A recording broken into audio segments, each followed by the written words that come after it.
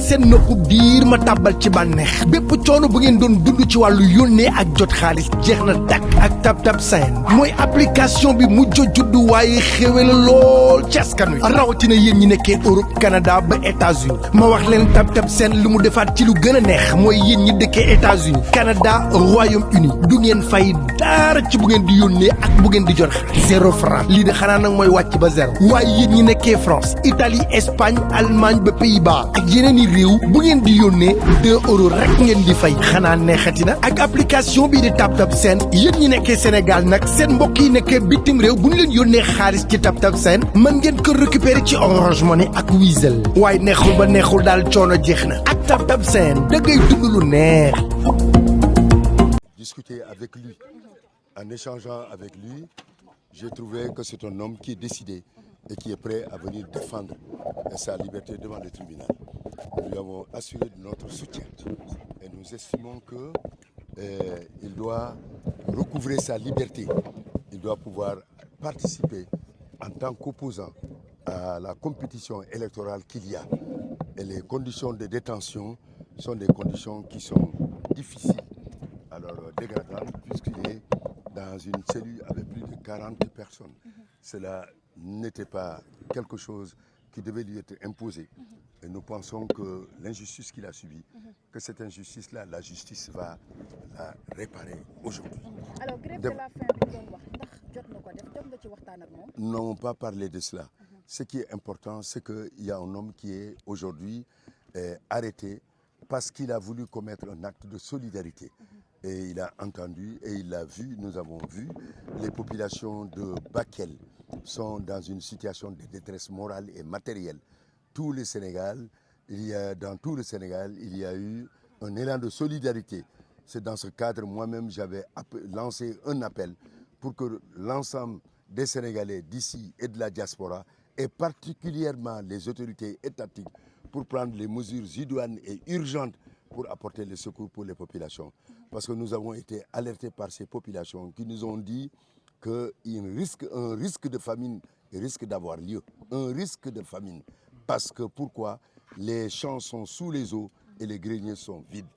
Bougane, c'est dans ce contexte qu'il a voulu se rendre et il a été arrêté. Donc c'est un acte, c'est comme délit de solidarité. Alors dans ce cadre-là, qu'il lui reprochait. Macky Sall est attendu à Dakar. Est-ce que cette question est avérée? Le problème le plus important, je suis ici à Tambacounda devant le tribunal pour venir apporter ma contribution et surtout mon soutien à une personne qui a maille à partir avec la justice. Cela met mal la démocratie sénégalaise, qui n'a pas besoin, dans des contextes que nous faisons pendant de longues années, des élections. Nous devons laisser chaque citoyen pouvoir s'exprimer et laisser le peuple trancher, dont le verdict va s'imposer à chacun de nous. Et il faudrait, là je le dis aussi, lancer un appel. C'est de la responsabilité de l'État d'assurer la sécurité de tous les candidats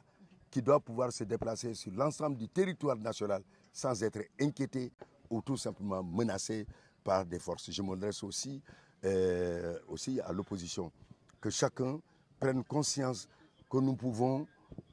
défendre nos idées sans pour autant nous livrer à des invectives, à des violences verbales, à des injures, à des actes d'agression. Cela n'honore pas notre démocratie. Le Sénégal est pendant longtemps considéré comme un modèle démocratique. Défendons ce modèle en laissant la parole au peuple, parce que nous avons un peuple majeur qui saura prendre la décision qu'il faut au moment où il le faut, le 17 novembre. En toute souveraineté, il le fera. Et chacun doit se soumettre au verdict des urnes. Merci beaucoup. dama tey di ñëw fii ci tribunal de Tambacounda pour seet Bougane démb gisoon naa ko waxtaan naa ak moom dama gis foofu ki nga xam ne mu ngi ci disposition pour défendre liñ ko jiñ nee na ma moom Bougane musul jalgati yoon ndax biñ ko bëgg a arrêté nee naa leen su fekkente ne da ngeen xalaat que dama def li nga xam ne dafa méngoo ak luy jalgati yoon maa ngi nii arrêté leen ma nekkul ci dans un esprit li nga xam ne de rébellion ou de refus d'obtempérer nee na ma tamit foofu cellule bi nga xam ne foofu la nekk cellule boobu y a plus de 40 autres personnes te loolu defe naa ne condition yooyu métti na te moom am na garantie de représentation lii yëpp suñ ko jaralee parce que la détention ça devait être essentiellement quelque chose qui doit intervenir parce que la liberté dans notre système c'est ce qui doit prévaloir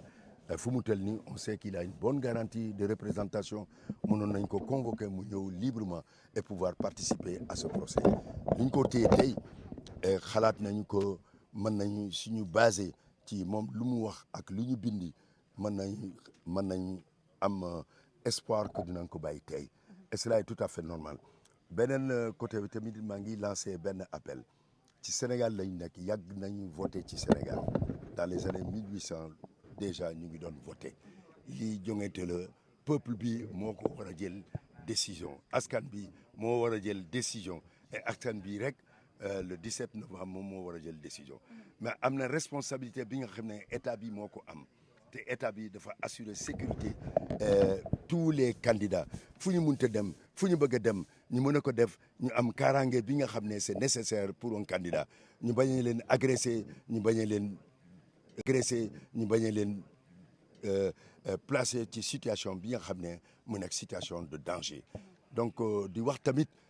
opposition comme pouvoir ñëpp war nañ bàyyi tamit seen xel que l'essentiel li jongante la dañu war a respectante démocratie loolu la mën nga wax sa xalaat sans aucun problème parce que démocratie du leneen wax sa xalaat nga convaincre askan bi pour que projet bi nga xam ne loolu nga koy proposer loolu nangu nañ ci ànd nañ ci te ñu votel la loolu laa bëggoon wax alors de souhaiter aujourd'hui bonne chance à Bougane Gueye Dany xam naa ne place am nekkul ci prison c'est un journaliste opposant la citoyen la defe naa ne luñ ko reproché les avocats qu'il a aujourd'hui nañ démontrer que loolu taxawul te defe naa ne dina dem këram tey loolu lañ souhaité loolu tax ñu ñëw tey taxaw alors soutenir ko. mbokk yi ñu ngi leen di nuyu bu baax a baax ñu ngi taxaw ak Babacar Justin Mbengue Wol Sarr cellule de communication ki nga xamante ne moom mooy président Bougane Justin ñu ngi lay nuyu bu baax a baax. oui maa ngi lay ziar maa ngi lay fay bu baax a baax di la ziar di la nuyu aussi di nuyu gars yëpp pratiquement di rafetlu. non ça va donc nee nañ ñu jege si biir. non ñu war a sa waay. bon. woote lépp président bi nga xamante ni mooy Bassirou Diomaye Diakhar Faye président bi nga xam ni Justin ñu ngi lay ziar bu baax a baax. oui maa ngi lay fay bu baax a baax di la nuyu di la ziar. waaye déedéet. d'abord gis ngeen mobilisation bu am solo bu waa Gëm Sa Bopp def ñëw fii Tambacounda lan moo nekkoon tey mobilisation bu am solo bi nga xamante ne bon tout d'abord ñu ngi remercier waa Tambacounda di remercier militants ak responsables Gëm Sa Bopp yëpp parce que ils se sont mobilisés ils se sont engagés contre cette arrestation qui est arbitraire qui est illégale. Le président Bougane comme nu ma ko waxee victime la du début jusqu'à la fin dañu ko jàpp soxatal ko brutaliser ko xotti ay yéreem garde à vue ko placé ko sous mandat de dépôt à quelques encablures des élections législatives te dispositif code électoral dafa xam ne képp koo xam ne candidat nga à la députation kenn waru laa jàpp rawatina ñu koy xoxatal defu fi lu fi Ousmane Sonko defu fi lu fi Bassirou Diomaye Faye deful moom mi traité woon magistrat yi de charognard gis nañ Ousmane Sonko bu bouleversé cortège de la gendarmerie à Touba Ousmane Sonko lancé na fi caravane de la liberté à Tamba daaneel ay barrières ay gendarme ñu jàpp ko yóbbu ko këram tey président Bougane ñu jàpp ko xotti ay yéreem brutaliser ko bëgg ko toroxal ci kanamu askan bi ba pare ne dañ koy tëj te duñ ko nangu on ne l'acceptera pas ça ne passera pas moo tax tey ñuy woo la justice qu'il prenne toutes ses responsabilités parce que président Bougane sénégalais la biir Sénégal la dëkk te def na fi li nga xamante ne ñoom seen biir defuñu ko kon aujourd'hui ce qu'on demande c'est sa libération sans condition parce que tey dëgg rek moo ko mën a doxal dëgg moo ko mën a jëmale ca kanam te ñii fi toog tey di xoqatal nit ñi buñ leen seetaanoon ak ñu mel ni Bougane seetaan leen kon tey duñ toog fii combien de fois la Ousmane Sonko toog jaaxle di woo président Bougane pour mu soutenir ko combien de fois la Bassirou Diomaye Faye toog yaakaar président Bougane pour mu ñëw soutenir leen ba si son déplacement kon nag tey li ñuy wax mooy tey on n'acceptera pas cette forfaiture président Bougane duñu nangu mukk mu nekk un agneau de sacrifice on ne l'acceptera pas ñuy woo bépp sénégalais boo xam ne tu es épris de justice de ne pas baisser les bras, puisqu'en vérité, on va y aller jusqu'au fond. On ne va pas baisser les bras et qu'on exige sa libération. Oui.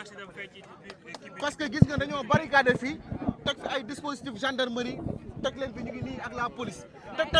Barricade bi ñu def yëpp ak quadrillé ak li ñu quadrillé tribunal tey loolu si kan lañ ko waroon def ki ñu ko waroon def mooy Abbas Fall mi taxaw ne jël leen ay jaasi ak ay paaka dem songi ay nit on l'a pas attaqué tey am na dëkk boo ko doon def sa tànk du laal suuf Abbas Fall moo fi taxaw menacé fi on a vu le siège de Taxawu Dakar brûlé et on connaît les coupables. On devait aujourd'hui les appeler. Le député Abbas Fall a été convoqué avant-hier à la gendarmerie. Il n'a pas déféré à la convocation. Qu'attend la justice pour aller le prendre? Et aujourd'hui, on veut prendre le président Bougane tout en nous mettant les poudres aux yeux, en nous procédant à outrage à un agent. Bougane n'a outragé personne. Il n'a pas fait l'offre d'obtempérer. On ne l'acceptera pas.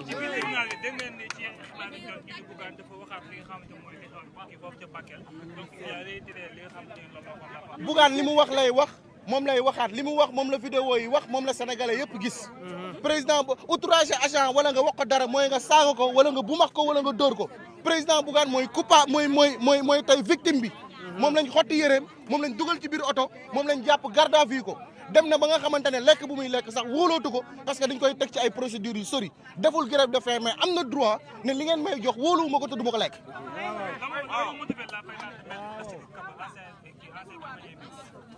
parce que c'est une personne éprise de justice bugul képp koo xamante ne direct gor mu ngi daw sa kaw tey lu ñu teg président Bougane xam nga ne du yoon que ce soit Maître Sidi Kaba muy Kassé muy Pape Djibril Fall muy Thierno Bocoum ak toutes les personnes de la coalition Takku Sénégal en particulier aussi le maire Barthélémy Dias qui a posé un pas qui a fait des actes pour soutenir le président Bougane de manière très courageuse et on s'en félicite et nous appelons tous à faire un bloc à se mettre derrière le président Bougane pour exiger sa libération.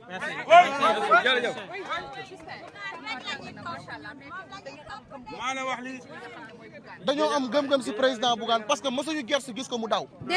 doo ànd ak nit sax boo gersoo gis ko. lu mu wax lay def. tey ba mu taxawee ci tribunal bi lañ ko laaj la waxaat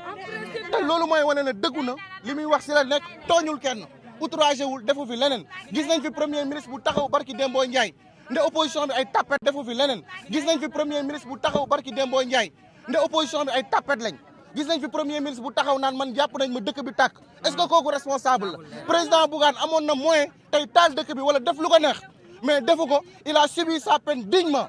tey waxul xale yi ne leen génn leen ci biti waxul ku dee sa ndey juraat aujourd'hui on pouvait le faire rien ne nous empêchait de le faire puisqu'en vérité on peut s'inscrire sur la légalité et que tey bëgguñu mel ni ñi nga xamante ne tey ñoo sacrifié woon xale yi ba pare toog grand théâtre naan dama doon kaf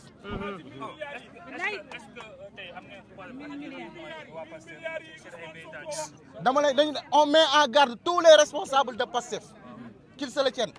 képp ku ñëw fekk ñu fii ñuy soutenir suñu leader nga ne ñu ngay ñëw fii fekk ñu fi di ñu xoqatal loo si góobee gar ko on dit aux forces de l'ordre aux forces de défense de prendre toutes les responsabilités parce que suñu leen bàyyee ñu ñëw fii le pire sera ici à Tambacounda kon dina am yeneen procès bu neexee yàlla képp ku fi ñëw taxaw. biñ ko tegalee barrière dafa accepté wàccee otoom changement jël tànkam bi dox comme ni ko constitution bi may ak les lois de la république kon ñoom seen bopp ñoom ñoo ko cherché ñu jàpp ko violenté ko humilier ko ça c'est honteux pour la démocratie sénégalaise léegi nag li ñuy wax mooy à l'opinion nationale et internationale xeex mën nañ ko waa gëm sa bopp du ñu ñuy ragal lépp loo xam ne laaj na ko dinañ ko def en condition qu'il respecte force de l'ordre ñi ngi ni depuis ce matin ils ont barricadé la ville nanguñu kenn jigee tribunal bi loolu musul am Dakar procès bu ne mës na fa am mais dañuy bàyyi public ñu assister parce que ça devait être un procès public pourquoi ñu koy def huis clos question boobu lu ko waral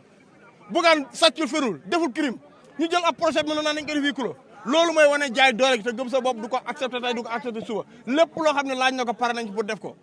Babacar wax na ko sànq ñi nga xam ñooy waa mbokk yi waa kër ñàkk jàmm yi mooy waa kër Pastef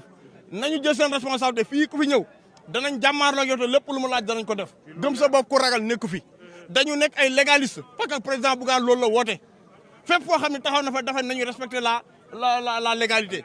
dafa bokk ñu la wax naan la justice même s'il est à terre demeure notre justice et on doit croire à cette justice là président Bougane boobu moom tey ji moom moom la ñu arrêté fii illégalement. Libérez Bougane. Donc nous exigeons non à l'injustice. libération. bàyyi leen ko. defuñu des centaines de kilomètres pour ñëw ñu toog di xaar ñu ñuy imposer doole bu ñuy atte loo xam du dëgg du yoon ko fi def dañuy lànk dañuy taxaw ñun ñëpp ñu ngi taxaw te fii ba suba ñu ngi taxaw Bougane sera libéré et dina dem ci ay mbokkam parce que foofu mooy place am waaw.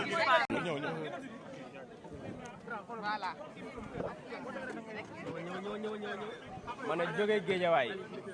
fanaan ci àll bi ngir président Bougane te daf ñu koo jaral yaakaaroon nañ bu ñëwee ba fii dinañ ñu bàyyi sax ñu dugg mais bàyyiwuñ ñu dugg force de l'ordre yi fële la ñu arrêté woon di ñu puus ba fii loolu lu ñaaw la ñun foogoon nañu Ousmane Sonko bu fi toogee yi jeex na fi parce que ñun militant gëm sa bopp bu ñu xamewuñu ay xeex xamewuñu ay taal pono pourtant kenn dàquñu ko ñun Géejawaay lañ jóge kenn dàquñu ko xam nañ nuñ koy defee xam nañ fi ñuy jaar te mën nañ ko mais nag président Bougane bëggul loolu bëggul loolu à tout moment daan bu leen taal bu leen xeex loo leen am lu leen metti rek wax leen ko mais bu leen taal bu leen xeex mais nag ñii fi ñu jëm ak ñoom foofu lañ jëm parce que ñu ngi bundu xatal du ñu puus ba ñu sës ci miir bi te gor nag boo ko puusee ba mu sës ci miir bi